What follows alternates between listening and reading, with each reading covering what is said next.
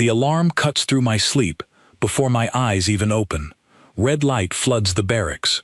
Marcus is already on his feet, pulling his boots on, his face tight with a question none of us can answer yet.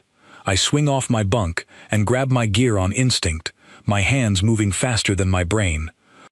All personnel to the command deck, the voice on the speaker repeats. This is not a drill. Those 5 words land harder than any drill ever could. I have heard that voice announce 100 false alarms over the years. Tonight it sounds different. Tonight it sounds afraid. We run through the corridors of the base, boots hammering on metal floors, and I catch pieces of whispered questions from soldiers we pass. Nobody has answers, only fear, spreading room to room like smoke. When we reach the command deck, the giant screen at the far wall is already lit up with a live feed from orbit. My stomach drops. A ship hangs above the Earth, so large it blots out a piece of the planet's curve, its surface covered in ridges and lights that pulse like a heartbeat. It does not look like anything we built. It does not look like anything we imagined. She's been broadcasting for 6 minutes, says Colonel Ferris, not looking away from the screen. On every channel, every language.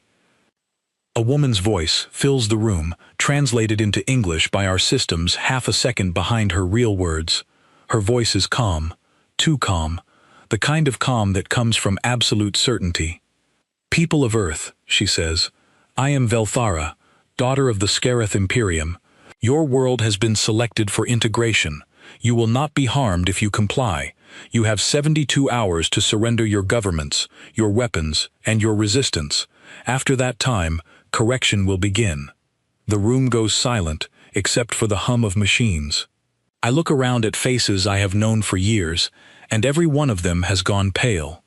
Correction, someone whispers behind me. Nobody needs to ask what that means. Colonel Ferris turns to face the room, and when he speaks, his voice is steady, even though his eyes are not. We are not surrendering, he says. Not today, not in 72 hours, not ever. A ripple of nods moves through the crowd, but I can feel the fear underneath it. Fear does not disappear just because someone gives a speech. It waits. It grows quietly in the back of your mind, while you nod along and pretend to be brave. We need eyes on that ship, Ferris continues. Real eyes, boots on unknown ground, close enough to read their movements, their weak points, their patterns. Command wants a scouting team. Small, fast, silent. He looks over the room slowly, and I already know before he says it that I am going to be on that list. Some things you just feel coming. Cole, he says, and my name lands like a stone in still water. Bell, Ford, Bishop, Lynn, Cruz, Grant, Silva, Dalton, Nair, Marsh, Turner. 12 names, 12 of us. I glance around and see the same tightening in every jaw, the same straightening of every spine. We do not know each other well, not all of us, but in this moment we are bound by the same impossible task. You are not going up there to fight, Ferris says. You are going to watch, learn, bring back everything you can. If this princess thinks we're going to kneel without knowing what we're kneeling to, she's wrong. We fight smarter before we fight at all. Someone in the back asks the question everyone is thinking. Sir, how do we even get close to something like that? Ferris nods to the screen, where new footage has started playing. Smaller ships, sleek and dark, descending toward the surface in 3 locations. Africa, South America, and, closest to us, a valley 200 miles from our own base. They're not just sitting in orbit, Ferris says. They're already landing, setting up, testing the ground before they walk on it. He turns back to us. That gives us an opening. If we move now, while they still think this world is already theirs, we can get close before their guard goes up. I look at Marcus beside me, and he gives me the smallest nod, the kind we have shared before missions that mattered. Elena stands a few feet away, arms crossed, staring at the screen like she is trying to memorize every detail of the descending ships. Tom shifts his weight, restless, the way he always does before something big. They think we're already broken, Ferris says quietly, almost to himself. They think this is over, before it started. I do not say anything, but inside me, something hardens. I have heard stories my whole life about what people do when they believe they cannot lose. They stop watching their backs. They stop expecting resistance. They walk in with open hands because nobody has ever taught them what it costs to underestimate something they do not understand. We are given 2 hours to prepare. 2 hours to turn 12 ordinary soldiers into something the aliens have not accounted for. The armory is chaos. People grabbing gear, checking straps, testing comms. I load my pack methodically, the way I always do, because panic wastes time, and time is the one thing none of us has enough of tonight. Grace works beside me, her hands steady despite everything, fitting a small scanner into her vest that she insists on bringing even though nobody asked her to. If they've got tech we've never seen, she says without looking up, someone needs to record it properly. Not just guess. I nod. It is a good point, and it is exactly the kind of thinking that got her picked for this mission in the first place. Victor checks his rifle twice, then a third time, his lips moving silently like he is running numbers in his head. Owen stands near the door, watching the corridor outside like he already expects trouble to come looking for us before we even leave the base. Nadia laces her boots with the calm focus of someone who has done this before more times than she can count. Ray sharpens a blade that probably does not need sharpening, more out of habit than need. Priya checks a medical kit twice, quietly, the way people do when they are hoping they will not need it, but know they probably will. Sophia stands at the map table, memorizing terrain lines with the intensity of someone who knows that one wrong turn could cost more than time. Liam is the last to arrive, breathless, apologizing under his breath, sliding into his gear with the easy confidence of someone who has never once doubted his own hands. 12 of us, different faces, different histories, thrown into one impossible night together. Colonel Ferris finds me just before we load into the transport. He grips my shoulder, and for a second, the calm mask slips, just enough for me to see how much weight he is carrying. "You're not soldiers tonight," he says. "You're scouts. Watch, learn, survive, bring it all back. That is the mission, nothing more." "Understood, sir." He studies me a moment longer, like he wants to say something else, something heavier, but instead, he just nods once and steps back. The transport doors close, and the engines rumble to life beneath us. Through the small window, I watch the base lights shrink behind us as we lift into a night sky that no longer feels safe. Somewhere above the clouds, a princess who has never known defeat is waiting for a world to bow. She has read every one of our histories, probably.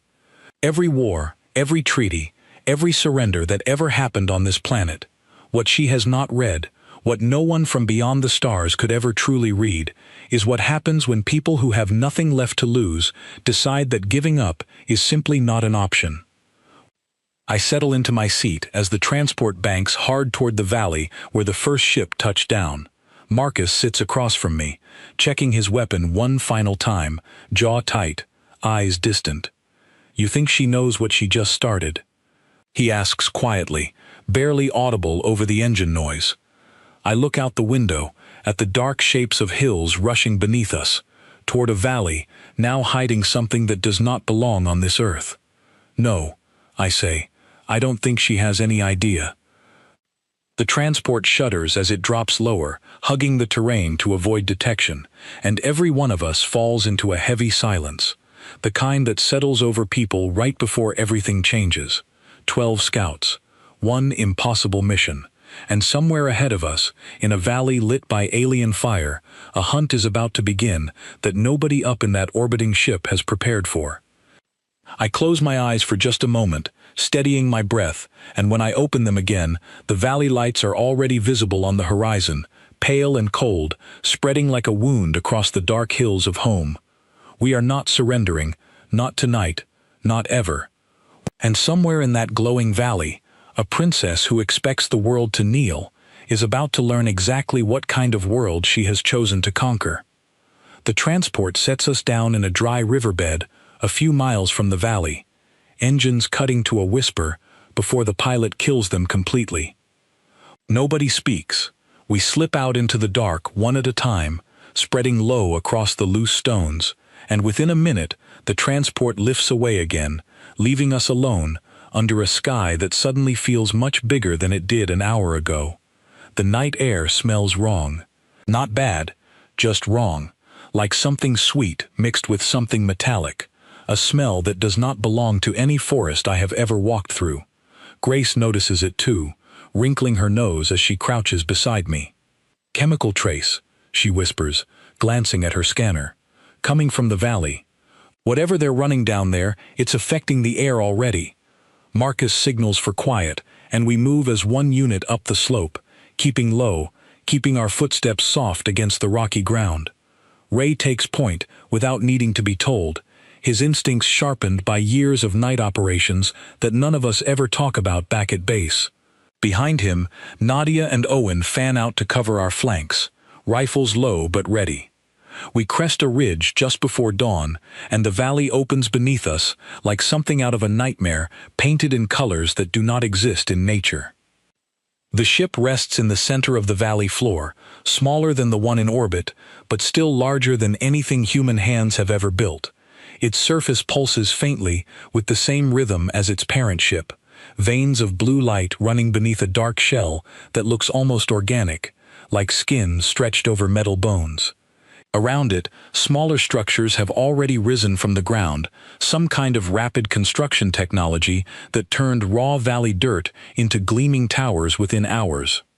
"They didn't waste any time," Tom mutters beside me, lying flat against the ridge, binoculars pressed to his eyes. "Look at the perimeter. Barely any coverage." He is right. I count patrol patterns slowly, tracking movement through my own scope, and what I see does not match the fear that gripped our command deck a few hours ago.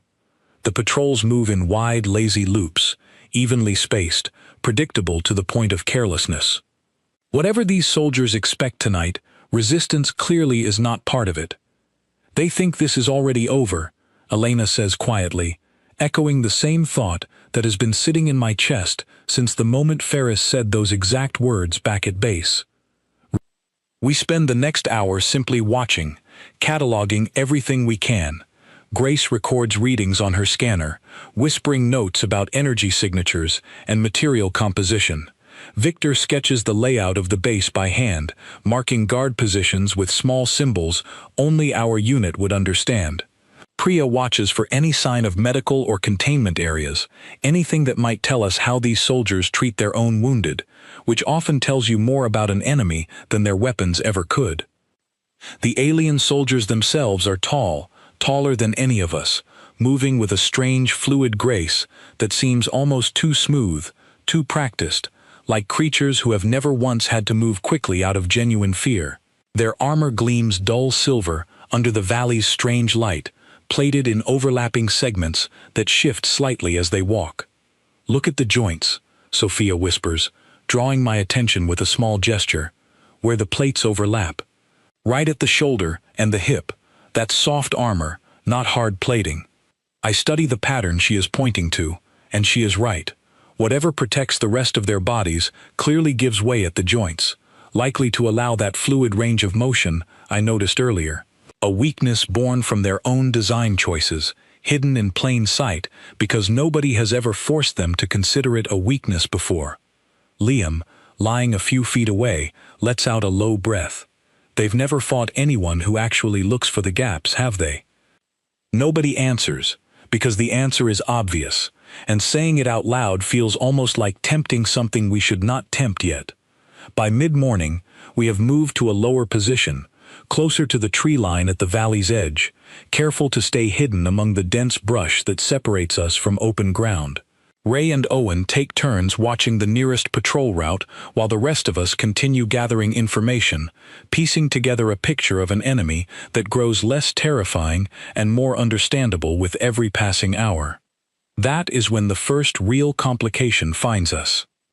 A patrol breaks from its usual loop, moving toward the tree line without warning, close enough that we can hear low tones of alien speech carried on the wind, a language full of clicks and soft vowels that our translators cannot yet decode.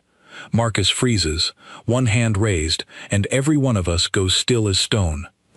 "Do not move," he mouths silently. The patrol, 4 soldiers strong, drifts closer to the brush line, weapons held loosely at their sides, clearly unconcerned about any threat hiding nearby. My heart pounds against my ribs, loud enough that I am half convinced they will hear it. Beside me, Nadia's hand rests near her sidearm, not drawing it, just resting there, ready. One of the soldiers stops directly across from our position, close enough now that I can see the faint markings etched into his armor, patterns that might be rank insignia or might simply be decoration. He turns his head slowly, scanning the tree line with an expression I cannot read on a face that is not quite human, but not entirely alien either. For 3 long seconds, nothing happens. The wind shifts. A bird calls somewhere behind us, ordinary and unaware of the tension freezing 12 people flat against the dirt. Then the soldier turns away, saying something to his companions, and the patrol continues on its lazy loop, moving back toward the center of the valley without ever knowing how close they came to us.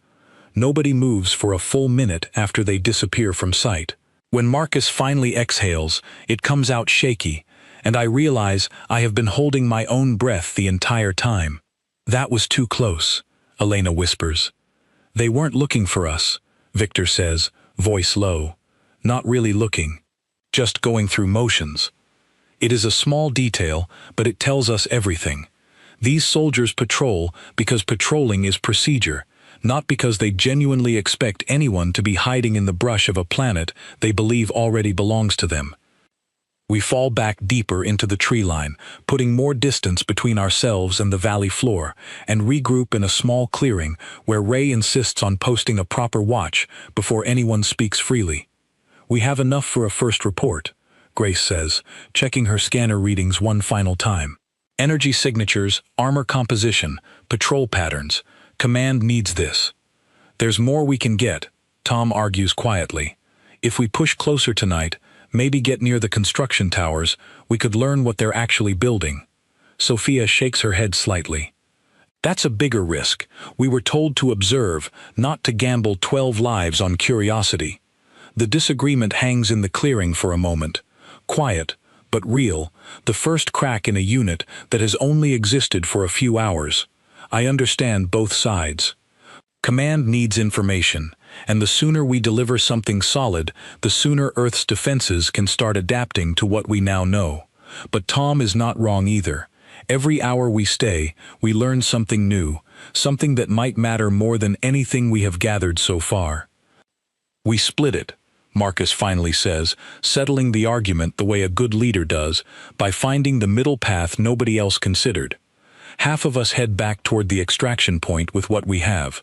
The rest push closer, just far enough to confirm what those towers are for, then we regroup before dawn." Nobody objects. It is not a perfect plan, but nothing about tonight has been perfect since the moment those 72 hours started ticking down. Marcus splits us quickly. Grace, Priya, Sophia, Liam, and Victor will move back toward the rendezvous coordinates with the data collected so far. The rest of us, myself included alongside Elena, Tom, Ray, Owen, Nadia, and Dalton, will push closer under cover of the coming darkness, aiming to get eyes on those towers before first light forces us back into hiding. As the smaller group disappears into the trees behind us, quiet and careful, I feel the weight of what remains settle onto fewer shoulders. 6 of us now, moving toward the heart of something none of us fully understand yet, guided only by the growing certainty that whatever confidence lives inside that valley has never once been tested by people who refuse to give up. We wait until the sun dips low, painting the valley in long shadows that will help hide our approach, and then we move, one careful step at a time, deeper into ground that a princess somewhere above the clouds already believes is entirely hers. She does not know we are here yet. She does not know that somewhere below her orbiting throne, 6 scouts are crawling closer to her soldiers, with eyes that have already started finding every gap in her armor, every crack in her certainty, every weakness hiding beneath the calm surface of an invasion that assumed it would never have to fight for what it wanted to take. The first stars appear overhead as we settle into new cover near the base of the nearest tower, close enough now to hear machinery humming beneath the ground, close enough to see alien engineers moving with the same unhurried confidence as the soldiers before them. Ray leans close, voice barely a whisper. Something's different about this place. I follow his gaze toward a section of the tower where thick cables run into the earth, disappearing into some kind of collection point, surrounded by soft light. They're not just building a base, Ray continues. They're pulling something out of the ground. Whatever it is, it matters enough that people back home need to know about it immediately, and getting that knowledge back safely is about to become far harder than any of us expect. Because somewhere behind us, in the darkness we just crawled through, something has started moving that was not there a few minutes ago. Owen catches the movement first, a shift in the darkness behind a cluster of low rocks, gone as soon as it appears. He raises 2 fingers, then points, and every one of us drops lower without a sound, pressing into the shadow of the tower's base. For a long moment, nothing happens. The machinery hum continues beneath us, steady and indifferent, and I start to wonder if Owen imagined it, if exhaustion is finally catching up to eyes that have been scanning the dark for hours without rest. Then it moves again, closer this time, and I see it clearly. A single alien soldier, separated from his patrol, walking slowly along the tree line with a small handheld device raised in front of him, sweeping it left and right like he is searching for something specific. He's got a scanner, Elena breathes, barely audible. He knows something's out here. My chest tightens. Somewhere along our approach, we must have left a trace, a footprint in soft ground, a broken branch, some small mistake that 7 hours of exhaustion made possible. The soldier continues forward, the blue light of his device casting faint shadows across his path, and every step brings him closer to the exact spot where we are hidden. Marcus, I think desperately, waiting for a signal, waiting for some sign of what we do next. He raises a closed fist, the universal sign to hold position, and I force my breathing to slow, forcing stillness into muscles that want nothing more than to run. The soldier stops less than 20 feet from our position, device beeping softly, in a rhythm that quickens the closer he gets to us. He mutters something into a small communicator at his collar, words we cannot understand, but tone we understand perfectly. He has found something. He is calling it in. Ray moves first, and it happens so fast that I barely process it before it is already over. He closes the distance in 3 silent steps, and the soldier turns just as Ray reaches him, but by then it is already too late for the alarm he tried to raise. There is a brief, controlled struggle, quiet and efficient, and within seconds it is finished. Ray lowers the soldier carefully to the ground, breathing hard, checking quickly to make sure no further sound escapes into the night. Nobody speaks.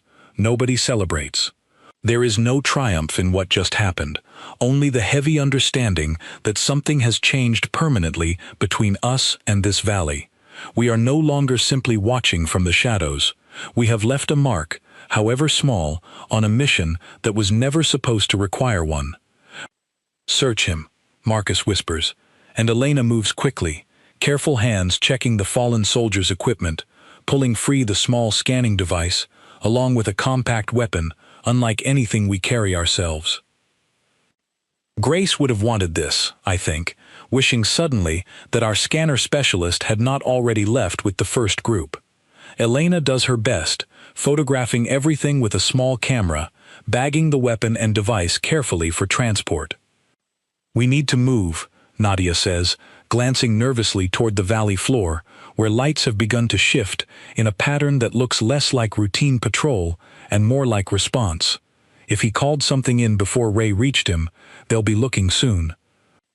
Tom crouches beside the still form of the fallen soldier, studying the armor up close for the first time, running a careful hand along the shoulder joint Sophia pointed out earlier. "She was right," he murmurs.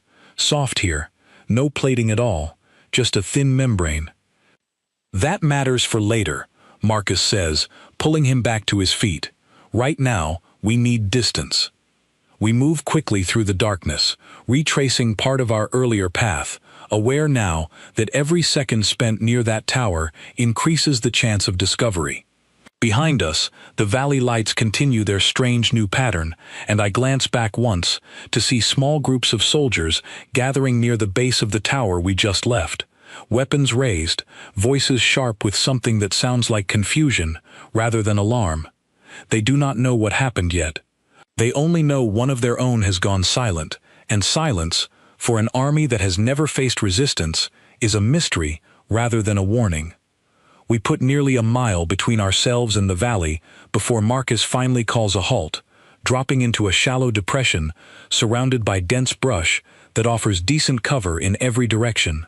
Owen and Nadia take up watch positions immediately, weapons ready, eyes scanning the darkness behind us for any sign of pursuit.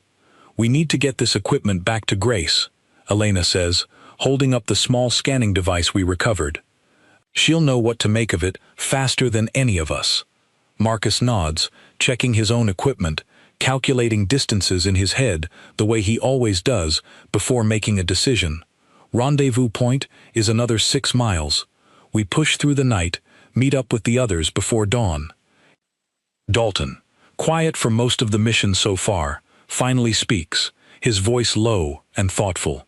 "That soldier back there, he never even reached for a weapon, just kept walking toward us, with that scanner, like nothing in the universe could actually be waiting in the dark for him."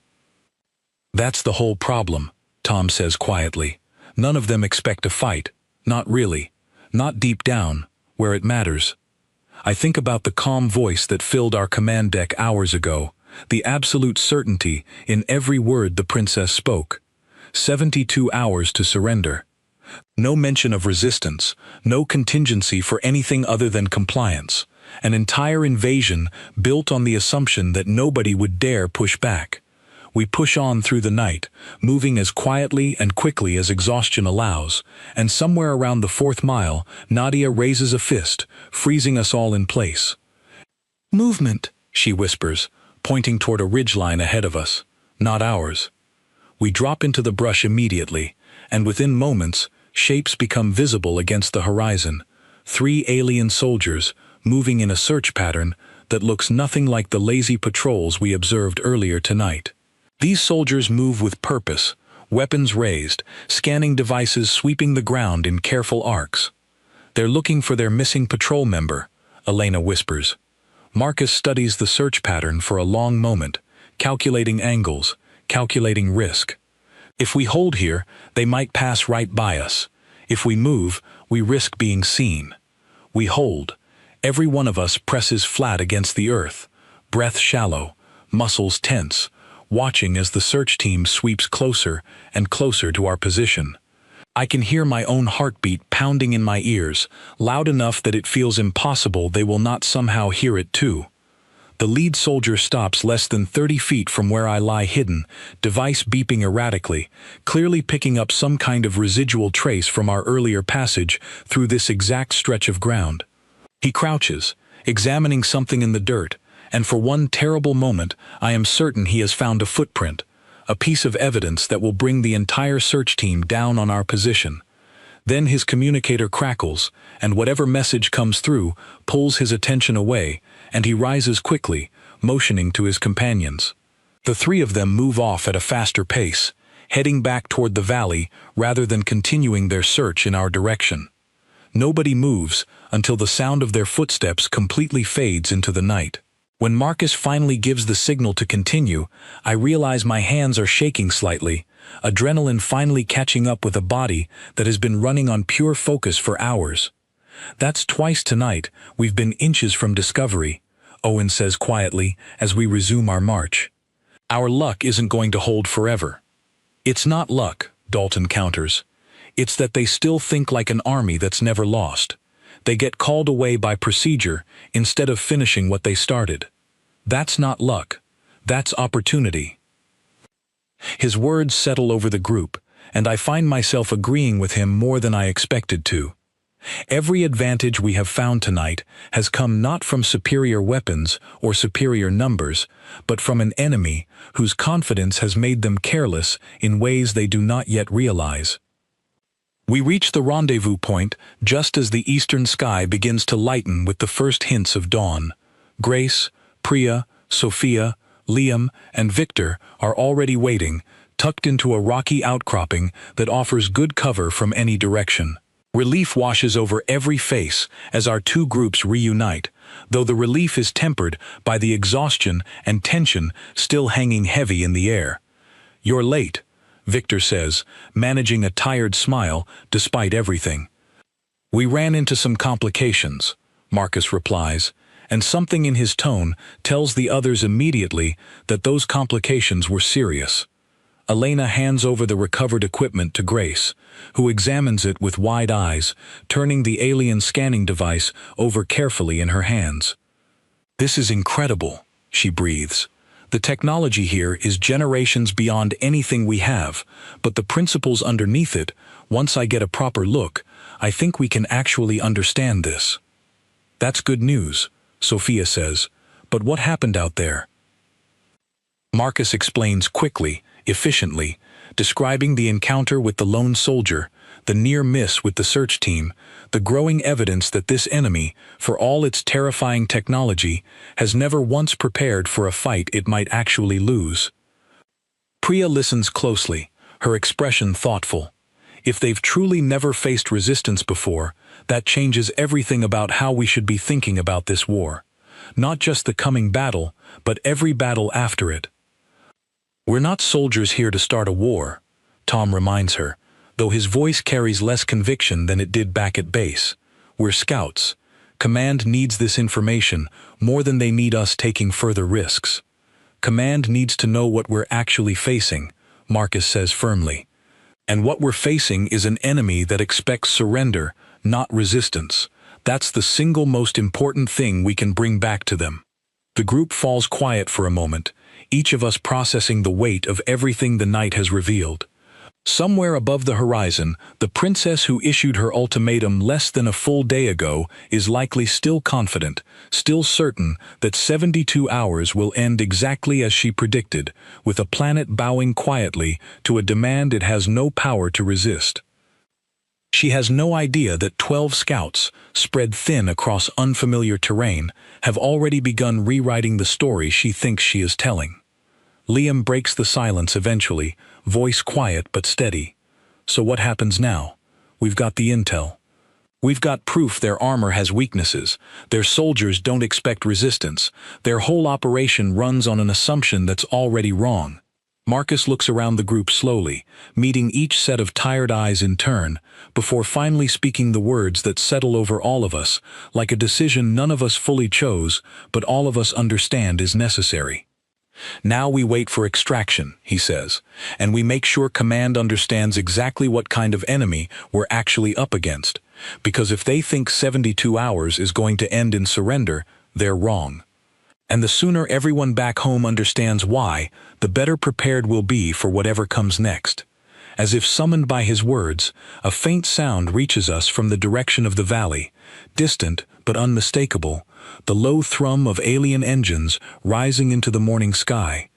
We watch in tense silence as several small craft lift away from the valley floor, banking outward in different directions, spreading across the horizon like searching hands reaching into territory that no longer feels quite as conquered as it did yesterday.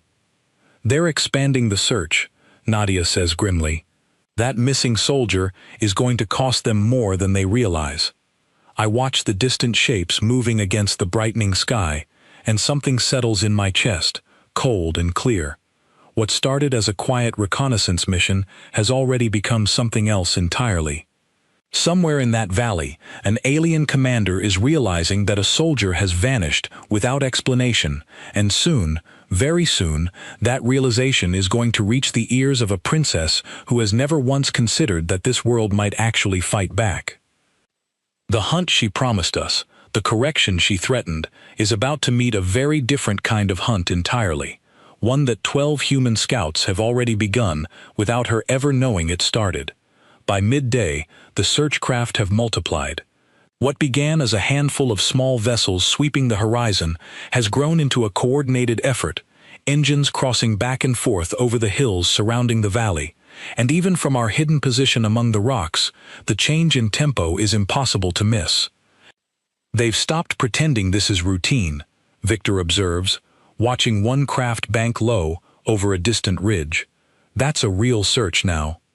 Grace continues working with the recovered alien scanner, murmuring quietly to herself as she traces its internal patterns, occasionally jotting notes on a small pad she keeps tucked inside her vest. Whatever alarm that missing soldier triggered, it's pulled resources away from other duties. I've been tracking radio chatter on this device. It's frantic in a way it wasn't a few hours ago. Marcus crouches beside her, studying the readout over her shoulder. Can you tell what they're saying? Not exact words, Grace admits, but the pattern is clear enough. Short bursts, rapid exchanges, overlapping frequencies. That's not calm coordination. That's people who don't know what happened and don't like not knowing. Extraction is still hours away, and the growing search activity means every minute spent waiting in the open feels heavier than the last. Marcus makes the call to move us deeper into cover, away from the exposed outcropping and into a narrow ravine cut through the hillside by centuries of rainfall, thick with brush and shadow. We settle into the new position just as the first hunting team crosses directly overhead, low enough that the wind from its engines stirs the branches above us. Nobody breathes until the sound fades into the distance. They're not searching randomly anymore, Sophia says quietly, studying the flight pattern that just passed. That was a direct line toward our last position near the valley. They're working backward from where the soldier disappeared, which means they'll eventually reach here, Priya adds, voice tight with concern. Marcus considers this for a long moment, jaw set, eyes scanning the terrain around us with the focus of someone calculating far more than just our current position. Then we don't wait for them to find us. We use what we've already learned. Elena raises an eyebrow. Meaning what, exactly? Meaning if these hunting teams move with the same overconfidence as everything else we've seen tonight, we can predict their patterns well enough to stay ahead of them, or turn the tables entirely if it comes to that. The words hang in the ravine, heavy with implication. Turning the tables. 12 scouts, sent to observe and report, now openly discussing how to actively counter an enemy that outnumbers and outguns us in every conventional sense. That's not our mission, Tom says, though his objection carries less weight than it did the night before. Our mission is survival and information, Marcus replies evenly. If surviving means adapting to what's actually happening around us instead of clinging to a plan built before we understood the enemy, then that's exactly what we do. Nobody argues further. The night has already taught all of us that rigid plans crumble quickly against an unpredictable reality, and Marcus's read on the situation, however uncomfortable, matches everything we have witnessed since the moment we crossed into this valley's shadow. We spend the next hour studying the search patterns from our hidden position, watching how each hunting team sweeps predictable arcs across the terrain, always returning to refuel or report at roughly the same intervals. Dalton, quiet and observant as always, is the one who notices the pattern first. They're following procedure, he says. Even now, even searching for one of their own, they're not improvising. Same search radius, same timing, same formation, every single pass. Which means we can predict exactly where they'll be and when, Owen finishes, understanding dawning across his tired features. Marcus nods slowly. And predictable patterns are exactly what got that first soldier separated from his patrol in the first place. As the afternoon stretches on, one of the search teams begins a sweep pattern that will bring it directly along the ravine where we are hidden, following the same predictable timing Dalton identified. Marcus makes a decision quickly, dividing us into small groups positioned along the likely approach path, weapons ready, movements careful and deliberate. The search team, 3 soldiers strong, enters the ravine exactly where Dalton predicted, moving with the same unhurried confidence we observed throughout the night. They do not expect resistance because nothing in their experience has ever taught them that resistance is possible on a world they believe has already surrendered in spirit, if not yet in name. What follows happens quickly, efficiently, and quietly, each of us moving according to a plan built from hours of careful observation rather than aggression for its own sake. Within minutes, the search team is neutralized, their equipment secured, and their brief search of this ravine ended before it ever truly began. Nobody celebrates. There is only the grim understanding that we have crossed further into territory none of us expected to occupy when this mission began, and the growing awareness that whatever happens from this point forward, there is no path back to simple observation. "We need to move again," Marcus says, already scanning the ravine for the safest route forward. Once they realize this team is missing too, this whole valley becomes far more dangerous than it already is. We gather the recovered equipment quickly, and Grace's eyes widen as she examines a data device pulled from one of the search team members. "This might have their full search grid," she says, working quickly to extract what information she can before we move. Above the valley, unseen by any of us, the changes rippling through the alien command structure are already reaching higher than any patrol or search team. Reports of missing soldiers, garbled communications, and unexplained silence have begun climbing through ranks that have never once had to process this kind of uncertainty. Somewhere aboard the great ship still hovering above the Earth, Princess Velthara receives her first update on the growing situation below, delivered by an officer whose voice carries a tension she has clearly never heard from him before. 3 patrol teams unaccounted for, the officer reports, his composure fraying at the edges. Communications lost, search efforts ongoing. The princess, seated in a chamber lined with soft light and quiet power, studies the report with an expression of mild confusion rather than alarm. "Equipment malfunction," she suggests, the explanation coming easily because nothing in her understanding of this world allows for any other possibility. "This species lacks the capability for organized resistance. Continue standard search protocols." "Yes, Your Highness," the officer replies, though something in his posture suggests he is not entirely convinced by her confident dismissal. Back in the ravine, unaware of the conversation happening far above us, we push onward through increasingly difficult terrain, aware that every hour brings us closer to extraction, but also closer to a search effort that grows more determined with each passing patrol we encounter. Nadia, moving point position now, raises a hand suddenly, signaling a halt. Ahead of us, through a break in the trees, another search craft hovers low over a clearing, its searchlight sweeping methodically across the ground below. "They've brought in aerial support now," she whispers as we crouch low, waiting for the craft to pass. "This is escalating faster than I expected," Priya admits quietly. Marcus studies the craft's movement pattern for a long moment before speaking. "It's still following procedure, though. Wide sweeps, consistent timing. They're searching like an army confident in its own methods, not like one that's afraid of what it might actually find. The distinction matters more than it might seem.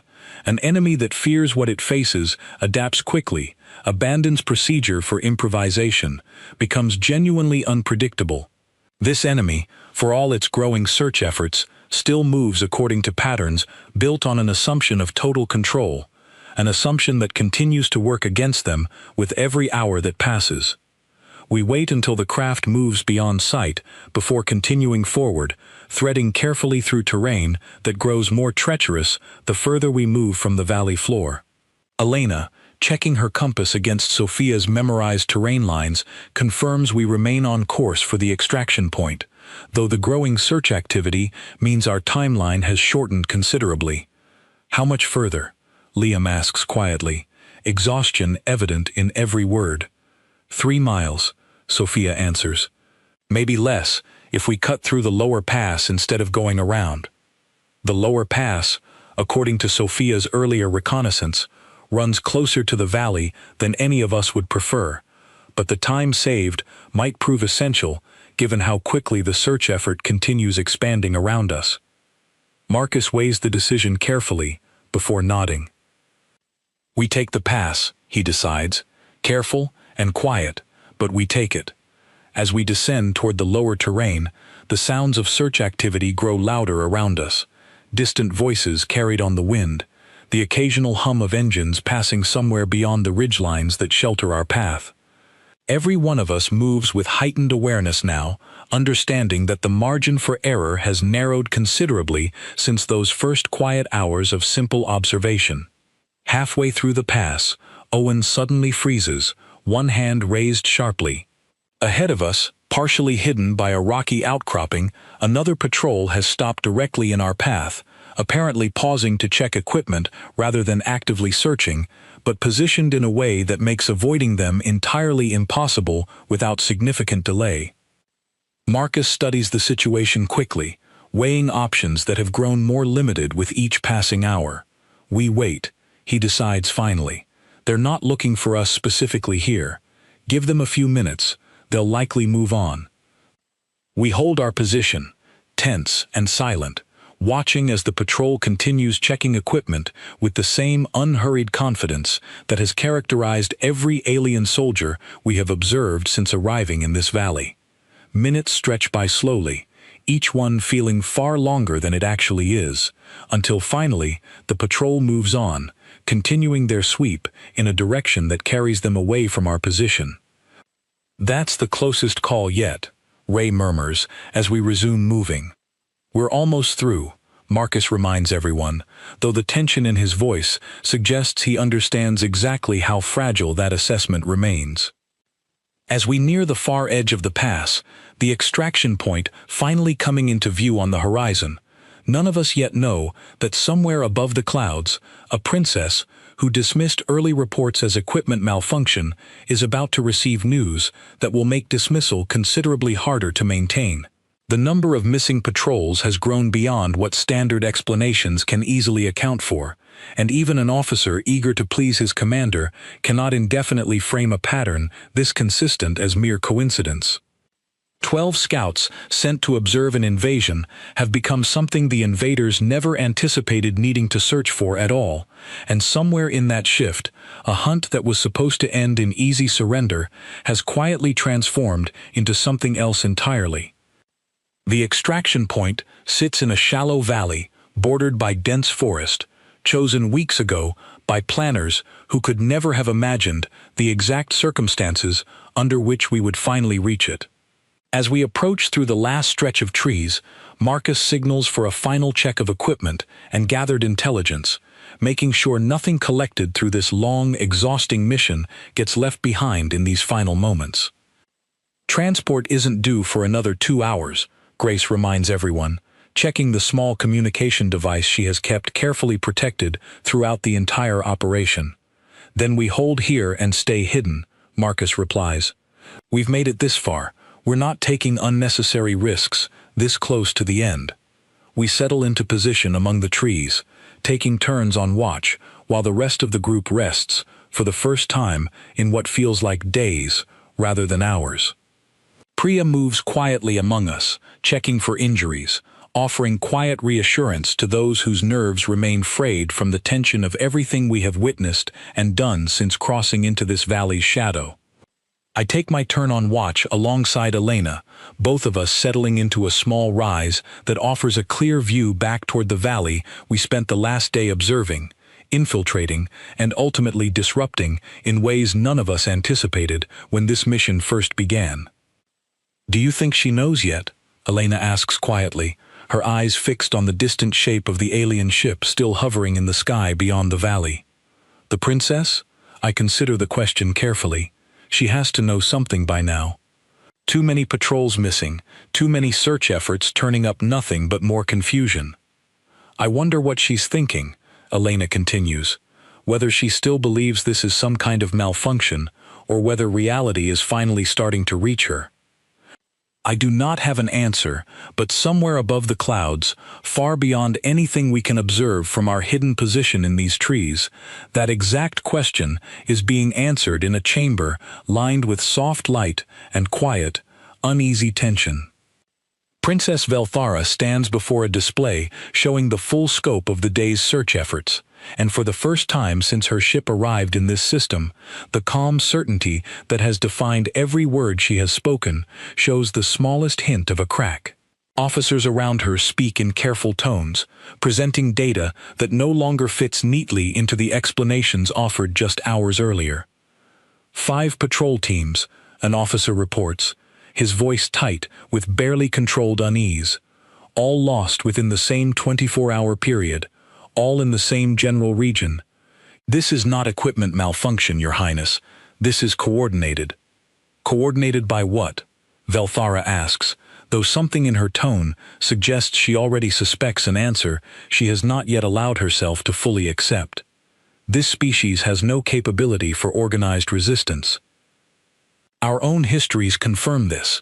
Every world we have approached has understood the futility of defiance. Every world before this one, another officer says quietly, and the room falls silent at words that carry more weight than their brevity suggests. Velthara studies the display for a long moment, tracing the pattern of missing patrols with careful attention, noting for the first time how each disappearance clusters around a single valley, a single point of contact between her forces and whatever has been moving unseen through this world's terrain. Send additional forces to that valley, she finally orders. I want answers, not more silence. Back among the trees, unaware of the exact conversation unfolding above us, but keenly aware of the growing pressure building around our position, we watch as the sky begins to fill with more search craft than we have seen throughout this entire operation. Marcus studies the increasing activity with a grim expression. They're not just searching anymore, he says.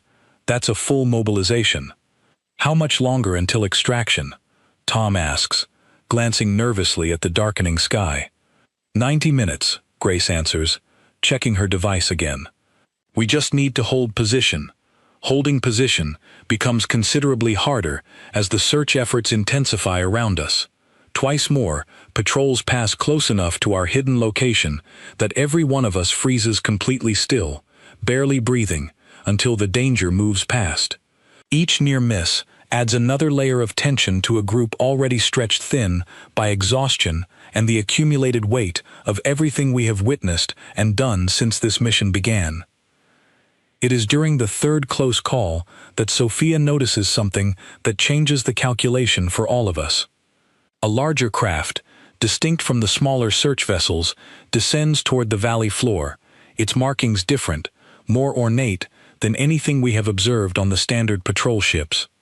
That's not a search craft, she whispers, studying the vessel through her binoculars. Look at the design. That's command level. Grace adjusts her own equipment, picking up faint communication signals emanating from the newly arrived craft. She's here, she says quietly, disbelief evident in her voice. The princess herself has come down to oversee the search personally. The revelation settles over the group with a strange, heavy significance. The very figure who issued the ultimatum that started all of this, who promised correction for a world she assumed would surrender without resistance, has now descended into the exact valley where 12 scouts spent a full day proving that assumption wrong. This changes things, Marcus says slowly, turning the information over carefully.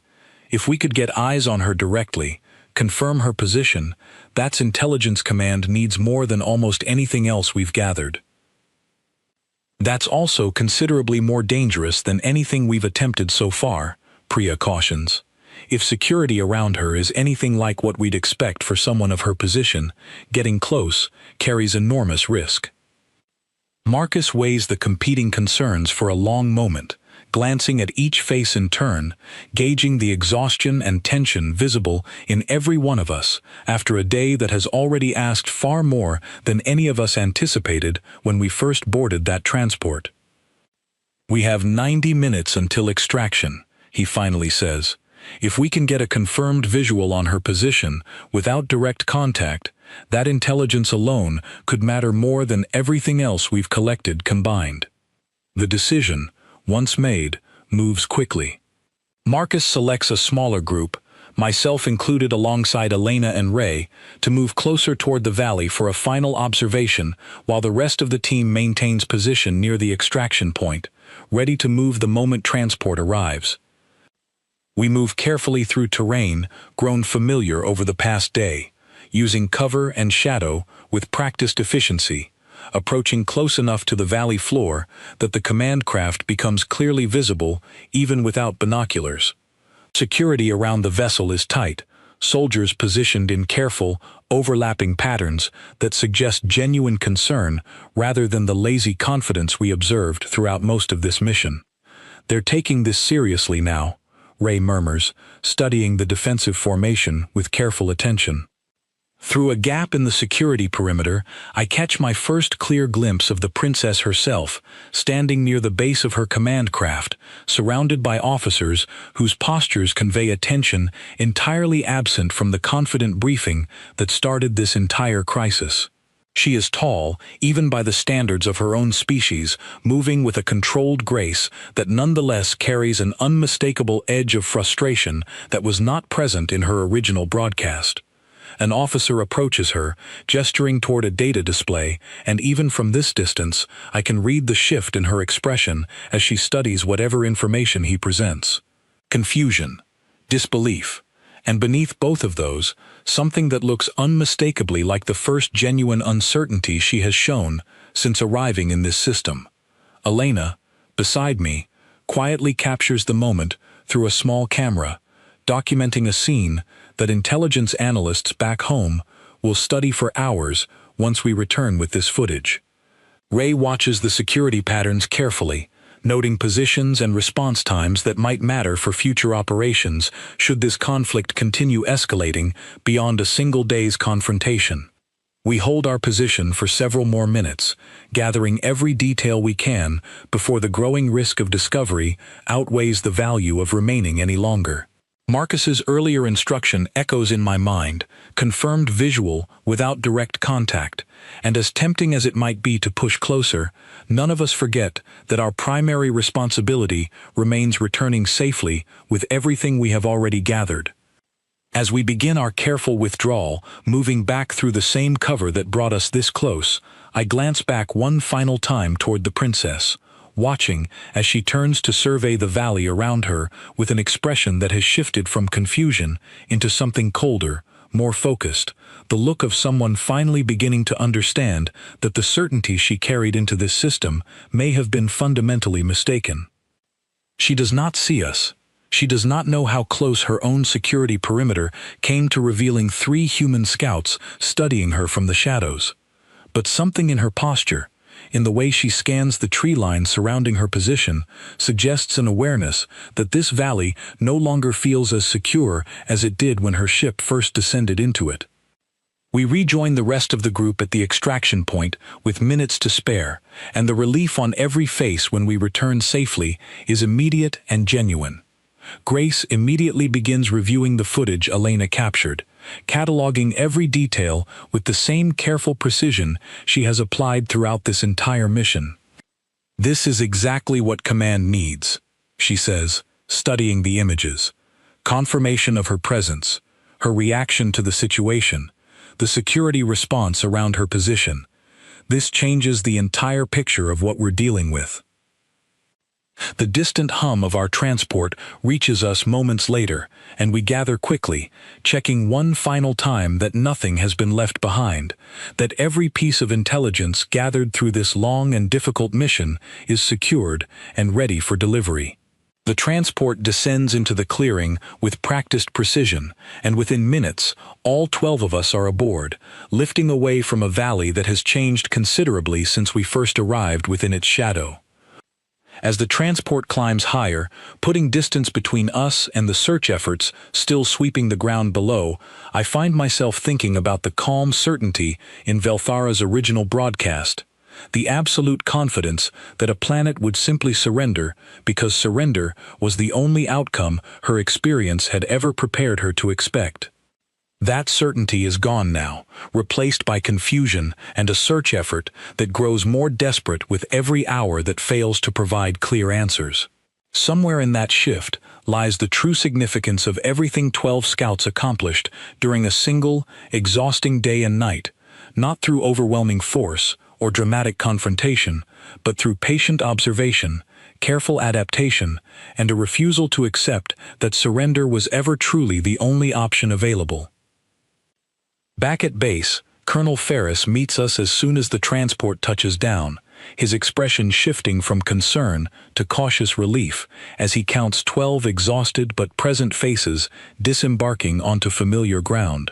Grace immediately begins organizing the intelligence gathered, equipment recovered, and footage captured, laying out a picture that will reshape how command approaches everything that follows in this unexpected conflict. "You did more than observe," Ferris says quietly, studying the recovered alien equipment with an expression of genuine surprise. "A great deal more. We adapted to what we found," Marcus replies simply. "The mission required it." Ferris nods slowly, understanding settling into his features as Grace continues detailing everything from armor weaknesses to patrol patterns to the confirmed presence of the princess herself within that valley. Whatever confidence guided the aliens into this system, whatever certainty convinced them that surrender was inevitable, 12 human scouts have already begun dismantling that certainty, one small, quiet action at a time. Above the earth, in a chamber that no longer carries the same calm assurance it did just 24 hours earlier, Princess Velthara studies reports that continue arriving with troubling consistency: missing patrols, unexplained silence, a world that was supposed to kneel before her demands, instead meeting her forces with quiet, patient resistance that her own history offers no framework for understanding. She had expected surrender. Instead, she found herself hunted in ways she never anticipated, her confidence shaken by an enemy that never once needed to announce its resistance, choosing instead to simply demonstrate it, one careful action after another, until the truth became impossible to ignore. 72 hours were meant to end in submission. Instead, they end with a princess forced to reconsider everything she believed about the world beneath her ship, and 12 scouts who proved, without ever needing to declare it, that humanity does not surrender. It adapts, it endures, and when pushed far enough, it finds a way to turn the hunter into the hunted.